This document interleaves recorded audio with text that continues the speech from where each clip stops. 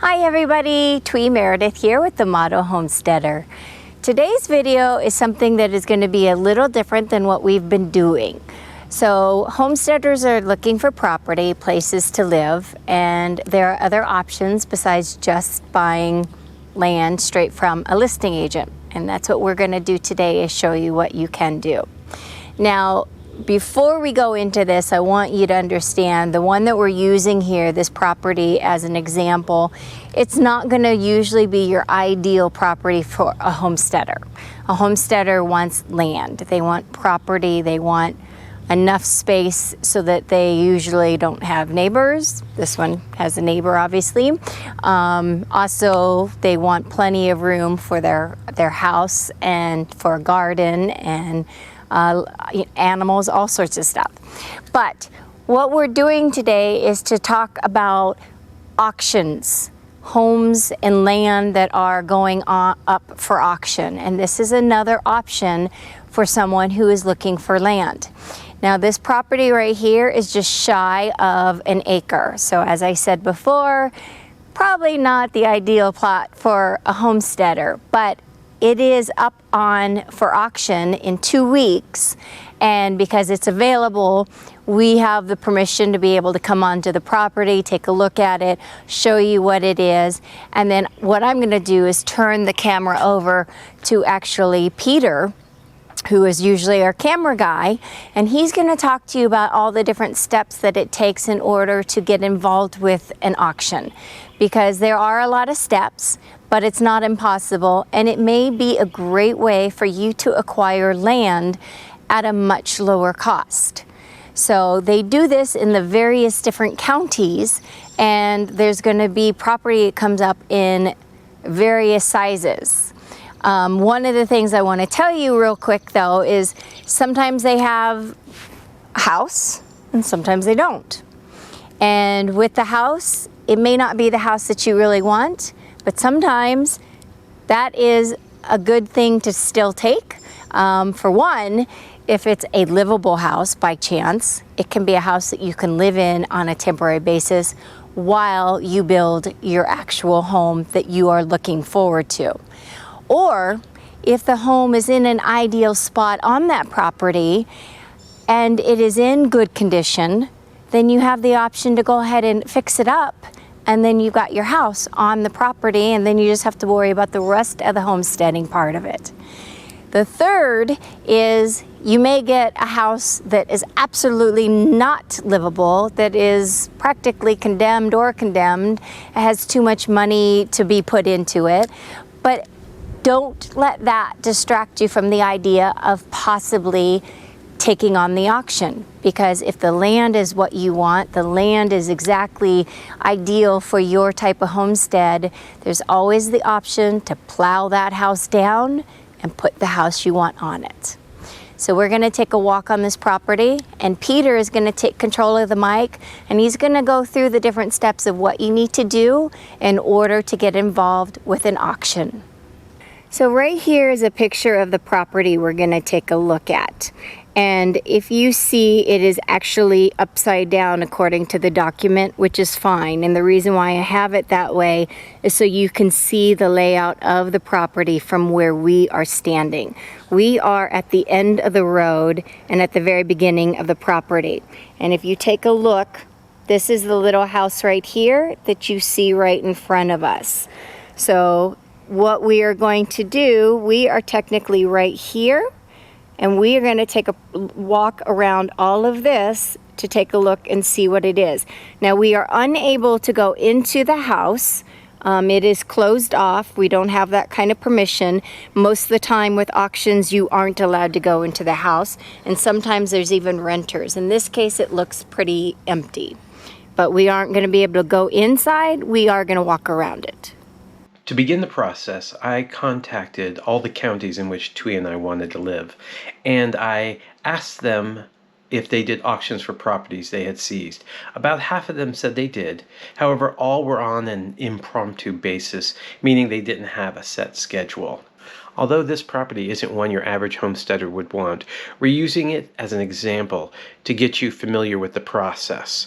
To start with, before you look at any auctions at all, you need to get your financial ducks in a row. The winner of this particular property will be required to put down 10% of the winning bid price at the time of the auction. They will then have 30 days to come up with the rest of the money, and if you can't, you'll lose that 10%.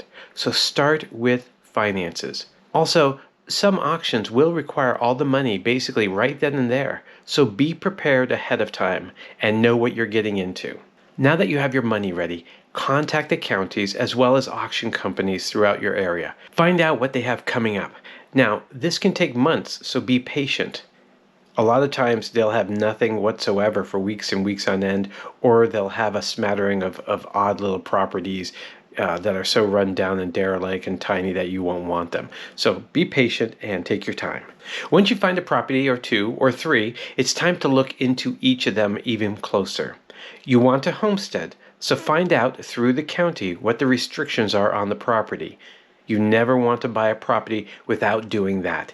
Even if the auction house assures you there are no restrictions, look it up. They probably haven't looked it up themselves. They're just going by what was on the MLS the last time it sold or what the neighbors are doing.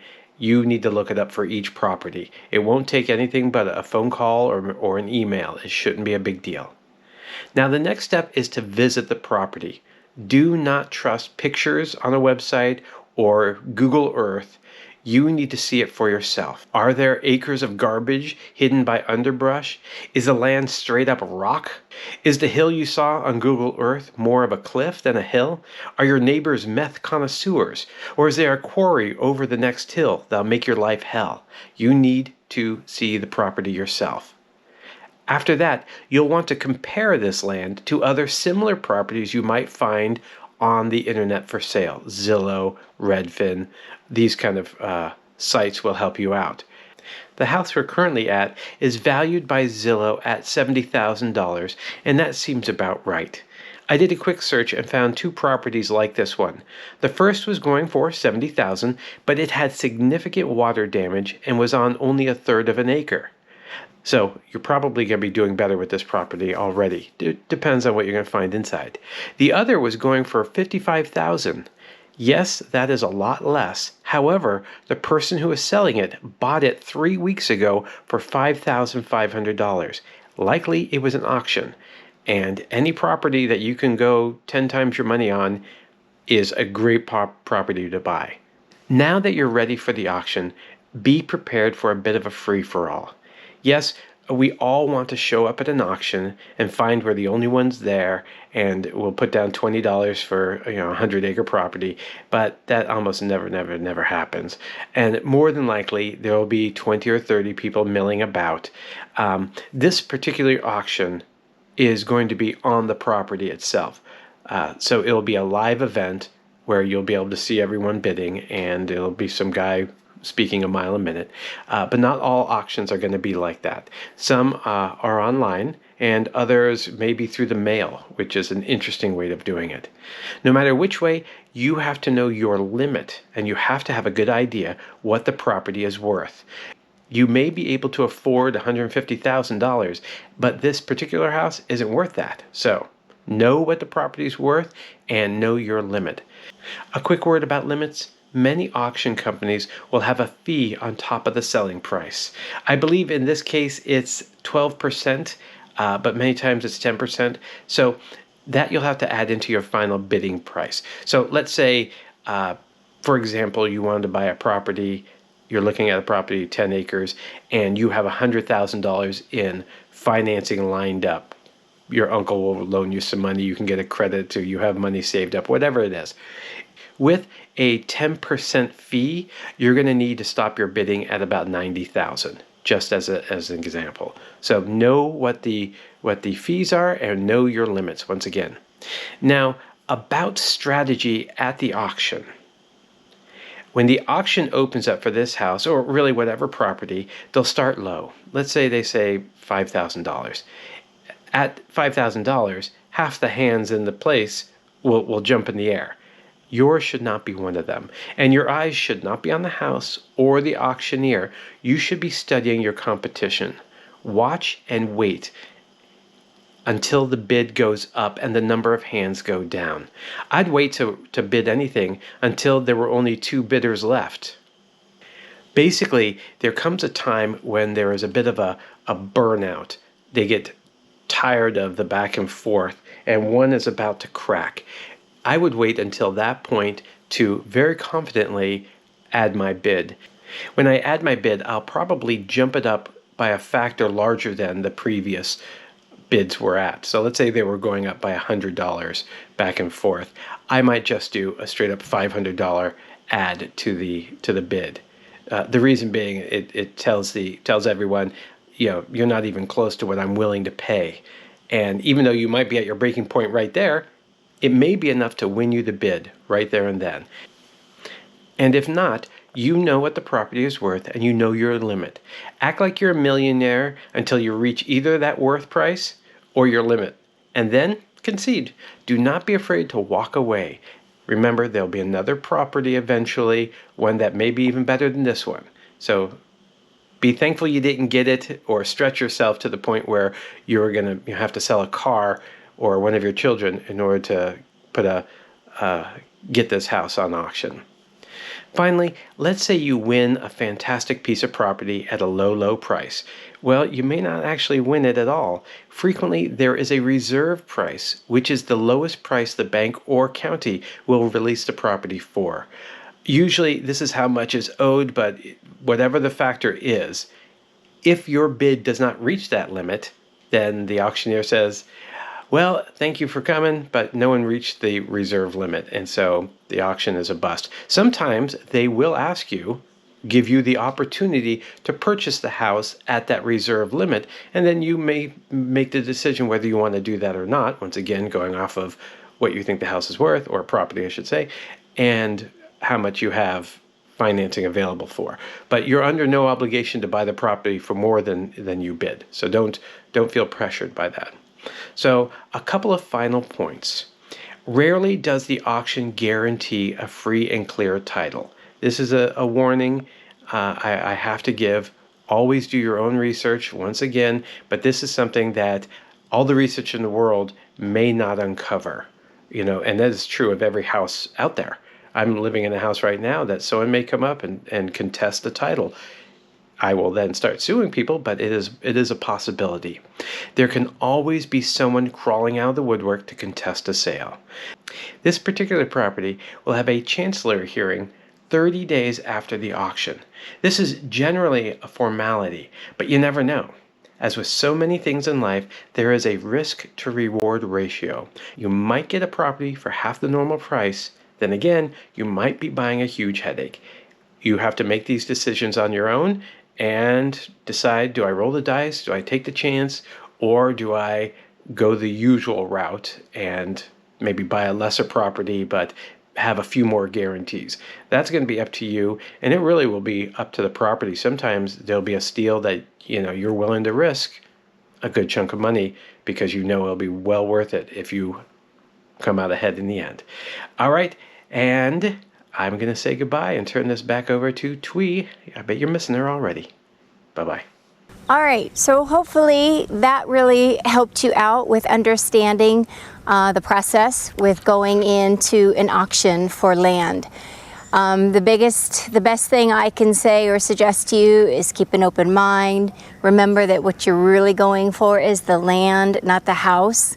And again, this one isn't really one any homesteader would want because it's not even an entire acre, but because it was available and is up for auction in 2 weeks, we thought this would be a good way for us to just kind of walk a property and let you guys get a look at what there is to offer in this one as an example. And as you saw, we weren't able to go inside the property. Usually you cannot do that when you have something that is up for auction.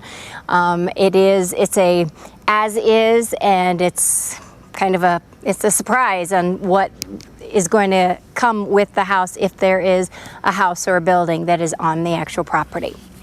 With that said, we're going to end this. If you liked the video and like what you saw, please do us a favor and hit the like button.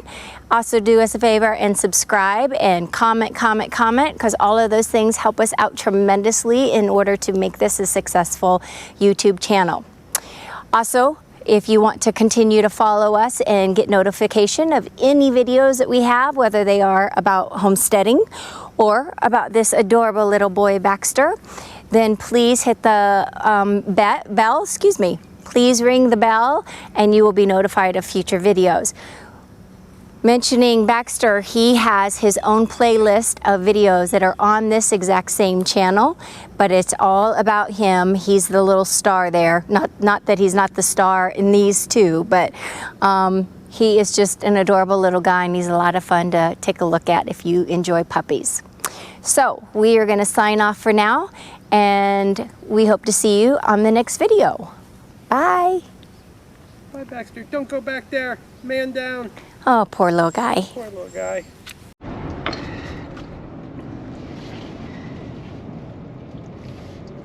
He's that good baby boy. He's that good, yeah. Baxter loves his hamburger beef. Don't you? Oh, I think we dropped it, Pumpkin. He'll find it. And then he'll pop back up. Yep. Did you find it? There you go.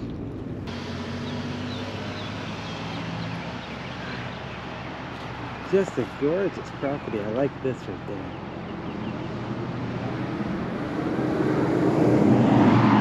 Okay, now for bunnies. Somehow we managed to pick up a hitchhiker in here, and he's very sad and lonely, but He was in the middle of the road. he was in the middle of the road. We almost ran him over. And Baxter would like to have some more lunch, please. Namely, Bunny. Oh, he's got a little dot on his head. Hi, little bunny. Hi, little bunny. Today's video is sponsored by author Peter Meredith and The Apocalypse Undead World, Book 1 of 12. Multi-genre author of 41 novels, Peter Meredith surely has something to feed your reading addiction. All his novels are available on paperback, Kindle, and 38 are available on Audible books. Check out the links here and in the description below for where to purchase his books and how to follow him.